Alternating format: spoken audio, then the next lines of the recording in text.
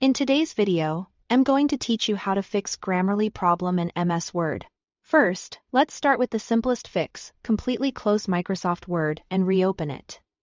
Make sure the app is fully shut down, not just minimized. If it's being stubborn, use your system's task manager or activity monitor to make sure Word isn't running in the background. A clean restart often clears temporary glitches and reconnects add-ins properly. Next, confirm that both Word and Grammarly are up to date. Outdated versions can cause compatibility issues. In Word, go to File, then Account, and look for Update options to check for Office updates. For Grammarly, make sure you are on the latest release from the official site. Updates frequently include fixes for add-in stability and connectivity. Once you've updated, open Word and make sure the Grammarly add-in is actually enabled. Click the Insert tab. Select My Add-ins and look for Grammarly in the list. If you see it disabled or inactive, enable it. Give Word a moment to load the add-in. Sometimes it takes a few seconds the first time after updates. If Grammarly still isn't appearing or working correctly, reinstalling can help. Uninstall the Grammarly application from your computer to remove any corrupted files. Then download the newest version directly from Grammarly's official website and install it fresh.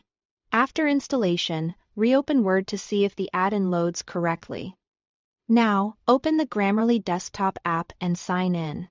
Make sure you are logged into the same account that holds your subscription. If you are already signed in, try signing out and back in to refresh your session. This ensures Word connects to the correct Grammarly profile with all features available. Grammarly needs an active, stable internet connection. If you are offline or your connection is spotty, the add-in may not load or may stall. Confirm you are connected, and if your network is restricted, try a different network to rule out connection issues.